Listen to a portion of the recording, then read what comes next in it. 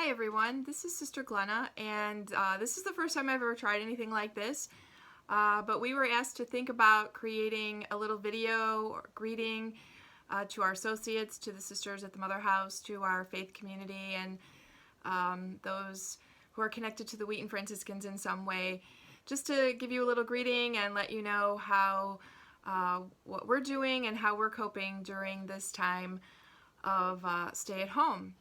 So I'm here in what I call my art studio, which is really just a room in my house that I have collected all my art supplies and craft supplies. And as you can see behind me, I've got these amazing shelves full of all kinds of papers and books and craft paraphernalia.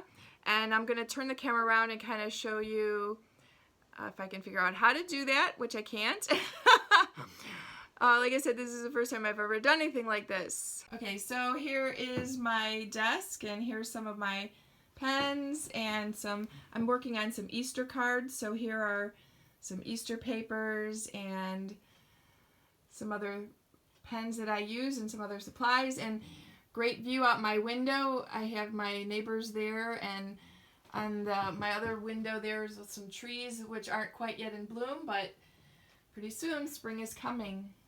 So I've been spending my time here at home having some Zoom calls for the chapter planning committee for the community, and I've been lucky to have a few calls or video conferences with some of my spiritual direction clients, and trying to connect with friends and family that I don't get to see very often. This has been a special time. I think a lot of people are doing that, connecting with people out there. So that's become part of my daily practice, to at least connect with someone that I haven't talked to in a while. And then here in the studio, I wanted to share with you something that I've been doing as part of my prayer practice. Some people may not think that art and creativity can also be a form of prayer. But I use a art form called Zentangle, or Zen Doodle, as some people might call it. There's lots of resources available online if you're interested on how to do that. But it's a kind of a drawing, simple technique, and when you kind of really get into it, it becomes very meditative and very contemplative. It becomes kind of a quieting mindfulness practice. And so I wanted to share with you 3 Zentangle tiles or Zen Doodle tiles that I worked on over the last week, and kind of share with you some of the intention that I had behind them.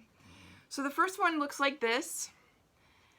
It's kind of an abstract earth or an abstract globe. Actually, it goes this way, I think. And while I was creating this one, I was simply praying for the world, praying for all the people in the world who need our prayers right now, not just the people who are sick and dying of COVID-19, but there are so many other areas and issues in the world, areas of still where war is going on, and also healing for Mother Earth herself. And so that was kind of my intention, that as I was creating this image, that I was holding in my heart in prayers. The second one looks like this. And it's, again, kind of abstract. There's some hearts here you can see in the center and along the edge here. And I was just sending out love, simply just in my mind as I was drawing and coloring in this tile, just sending out love to whoever needs it, to the whole world. To all of you who are listening to this video, I send you my love. And then finally, I worked on one this weekend, and in the very center, if you can see, there's a tiny little sticker that says thank you. And it may be a little tiny sticker, but it has a huge amount of gratitude behind it. This is gratitude for all the people in the world, all those people on the front lines, all the doctors, the nurses, the medical professionals, people who are working behind the scenes so that the rest of us can live. Grocery store clerks and delivery truck drivers and train, railroad workers and the sanitation workers and the store clerks, anyone who needs our gratitude right now. So this was my intention behind this. So I wanted to share this because maybe you could have an opportunity during your time of staying at home to get creative. Maybe you have some simple art supplies, markers or paper. It doesn't take fancy supplies. You could just use whatever you have at home. You know, crayons, colored pencils, whatever you have. And maybe you can create some kind of image and send a prayer out into the world. And the last thing I want to say about creating images or artwork is to recall the God of the book of Genesis.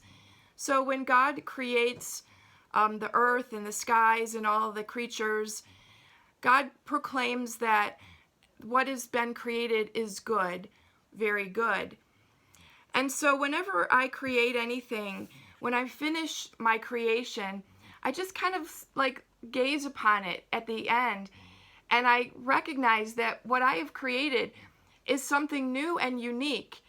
It doesn't have to be art with a capital A. It doesn't have to be something that, you know, is worthy of hanging at the Art Institute of Chicago, but it's something that you created. It's new, it's unique, and this art piece, this piece of beauty never existed in the world before.